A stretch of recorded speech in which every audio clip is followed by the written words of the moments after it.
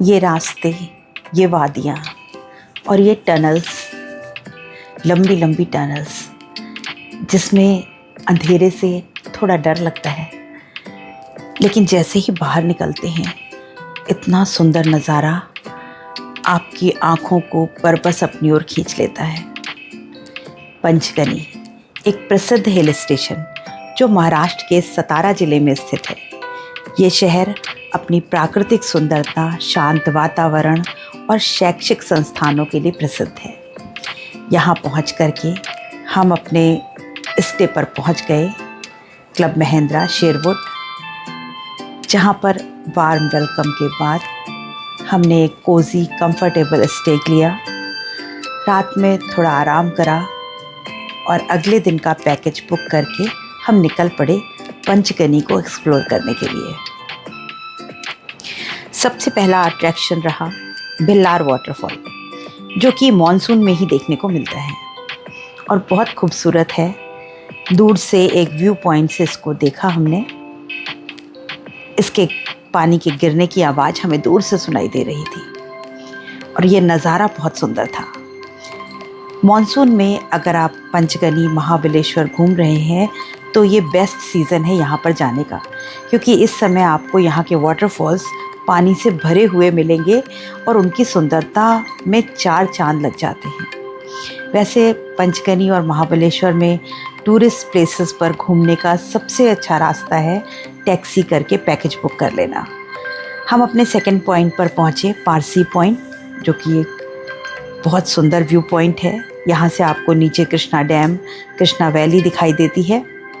Parsi point एक बहुत ही अच्छा टूरिस्ट प्लेस है जो पंचगनी में स्थित है। ये एक पहाड़ी के शिखर पर स्थित है जो पारसी समुदाय के लिए एक महत्वपूर्ण स्थल है।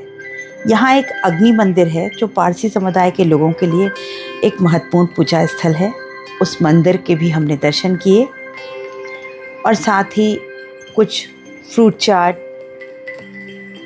भुट्टा और ये सब खाया, चाय पी, और इस मौसम में इन चीज़ों का आनंद जो था उसने हमारे सफ़र के आनंद को दोगुना कर दिया।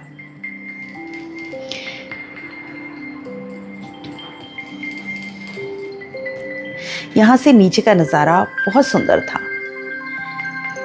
पंचगनी और महाबलेश्वर घूमने के लिए अगर आप टैक्सी बुक कर रहे हैं तो यहाँ पैकेज के रेट लगभग फिक्स हैं। आप किसी भी टैक्सी वाले से बात करेंगे आपको सेम रेट मिलेंगे, तो आप अपने पैकेजेस को बुक कर लेते हैं। शुरुआत तो होती है 660 के पैकेज से, लेकिन आपको वो एक पैकेज में नहीं ले जाते, कम से कम 2 पैकेज को क्लब करना पड़ता है और फिर वो दिन भर का आपसे 1200, 1300, 1500 रुपये लेकर के आपको पूरे दिन का टूर कराते हैं। पूरे दिन का मतलब 6-7 घंटे का। और यहाँ का सबसे अच्छा समय तो मॉनसून है ही, जब झरने अपने पूरे जोश में होते हैं। यहाँ पर पिकनिक भी मनाई जाती है और प्राकृतिक सुंदरता का आनंद लेते हैं लोग। ये अग्नि मंदिर बहुत इम्पोर्टेंट और पुरानी संस्कृति को दर्शाता है।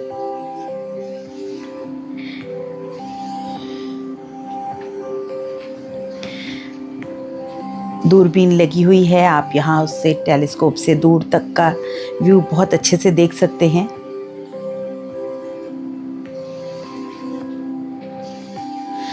बहुत सुंदर फ़ोटो पॉइंट्स भी बना रखे हैं इन्होंने। आप यहाँ पर अपनी मेमोरीज बना सकते हैं और प्रकृति के आपको ऐसा लगेगा कितने पास हम आकर के उसको देख रहे हैं। ये पेड़, ये पत्तियाँ, ये हरा रंग, ये पेड़ों पर उगे हुए मशरूम, सब इस पंचगनी की कहानी कह रहे हैं। नेक्स्ट स्टॉप था हमारा प्लेट्यू पॉइंट, जो कि बहुत ही फेमस स्थान है। ये बहुत बड़ा प्लेट्यू है यहाँ पर, और ये पांडव घाटी है जहाँ पर, जिसके ऊपर ये प्लेट्यू है। पांडव घाटी एक बहुत सुंदर घाटी है जो पंचगनी से कुछ दूर पर स्थित है। ये घाटी महाभारत काल से जुड़ी है और यहाँ कई प्राचीन गुफाएं और मंदिर हैं। कहते हैं कि महाभारत काल में पांडवों ने अपने वनवास के दौरान इस घाटी में कुछ समय बिताया था। उन्होंने यहाँ कई गुफाएं बनाई और भगवान शिव की पूजा करी। तो अगर आप उन गुफाओं में जाना चाहते हैं तो भी आप नीचे जा सकते हैं, लेकिन हम उस घाटी के ऊपर जो टेबल पॉइंट है वहाँ पर थे। ये बहुत बड़ा प्लेट्यू है। इस टेबल पॉइंट जो है ये पंचगनी का बहुत फेमस स्थल है। यहाँ तो सभी लोग घूमने आते हैं। ये एक पहाड़ी शिखर है जो एक विशाल पत्थर की टेबल की तरह दिखता है।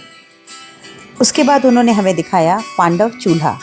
ये स्थान यहाँ पर कहा जाता है कि महाभारत काल में पांडव आके रुके थे और उन्होंने अपना भोजन बनाया था चूल्हा बना करके। उसके बाद नीचे ये घाटी का दर्शन हमने किया। बहुत सुंदर दिख रही थी ये घाटी। वो जो गाड़ी वाला था वो हमें कुछ कहानियाँ बता रहा था और हमें घुमा रहा था।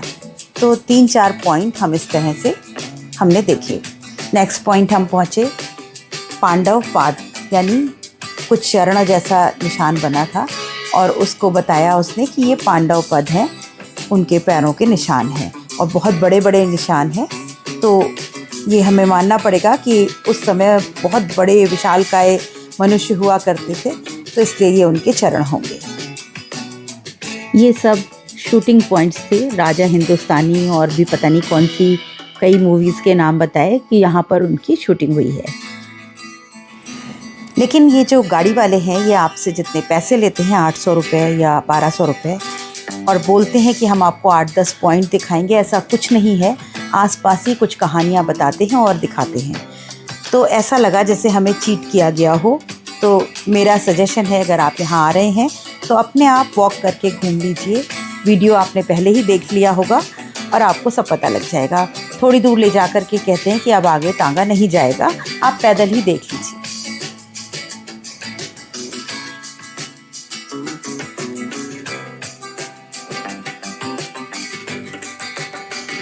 यहाँ से पंचगनी शहर और आसपास के क्षेत्र बहुत खूबसूरत दिखते हैं। बिल्कुल ऊपर से बर्ड्स आई व्यू जिसे कहते हैं वो आपको यहाँ से देखने को मिलेगा।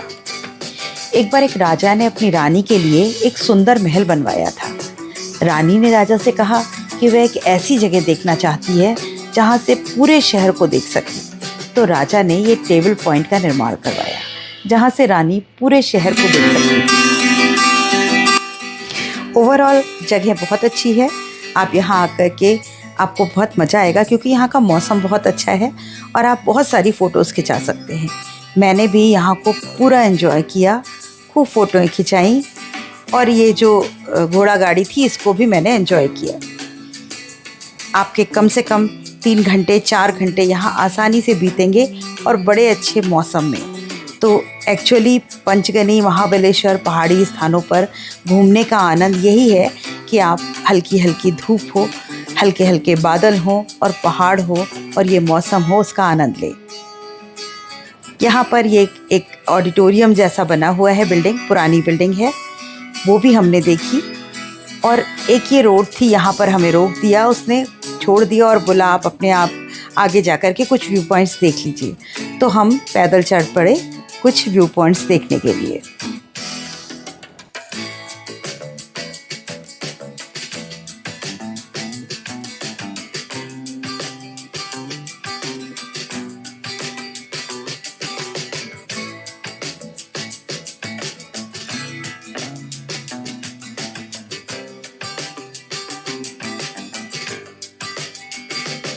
बहुत से फ़ोटो पॉइंट्स बनाए हुए हैं।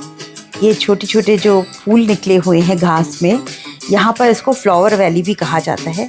इसमें भी बहुत सारी फ़ोटो खिंचती हैं। ये है डेंडाइन केव। इसमें एक गुफा है नीचे उतर करके जिसमें कि कुछ डाइनिंग बनाई हुई है। सीढ़ियाँ बड़ी ख़तरनाक सी सीढ़ियाँ लगी मुझे तो, और नीचे चेयर टेबल लगा करके वहाँ वो आपको स्नैक्स वगैरह सर्व करते हैं। लेकिन जिस समय हम गए हुए थे उस समय वो बंद था, कुछ कंस्ट्रक्शन वर्क चल रहा था। तो हमने नीचे उतर के देखी तो ज़रूर, लेकिन वहाँ पर हम कुछ चाय कॉफ़ी नहीं ले पाए। लेकिन पहाड़ों और गुफाओं का अगर आपको शौक़ है तो आपको ये जगह अच्छी बहुत लगेगी। आगे ही एक गुप्तेश्वर महादेव का मंदिर भी है, जो कि कुछ सीढ़ियाँ नीचे उतर के था, लेकिन क्योंकि काफ़ी नीचे था जाना तो हमने बस ऊपर से ही उसको देखा।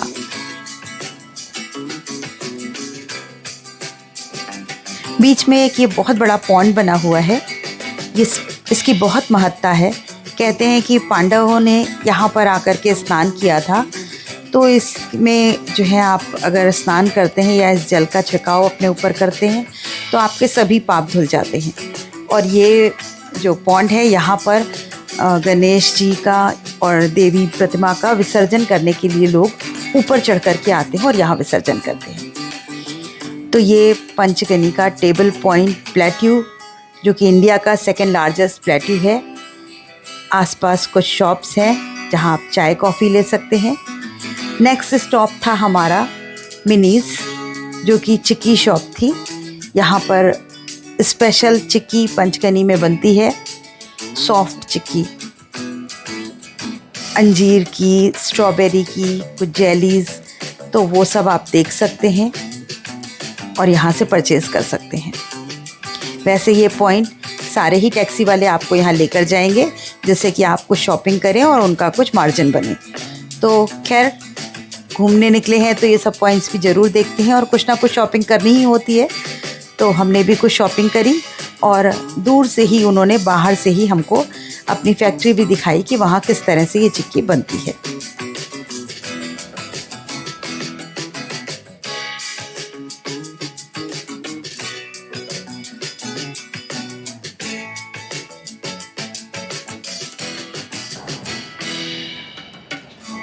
काफ़ी चीज़ें ये आपको टेस्ट कराते हैं।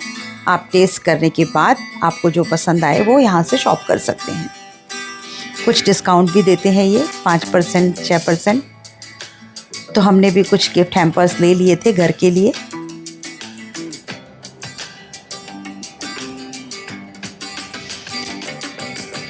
और अब हमारा नेक्स्ट स्टॉप है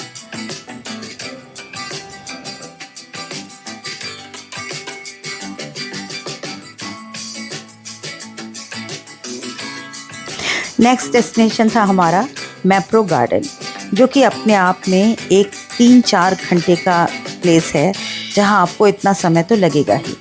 तो हमने ये मैप्रो गार्डन एंजॉय किया, जो कि आपको मिलेगा देखने को नेक्स्ट वीडियो में। तो कंटिन्यू करिए मेरे साथ अगले वीडियो में मैप्रो गार्डन के। तब तक गुड बाय, मिलते हैं नेक्स्ट वीडियो में।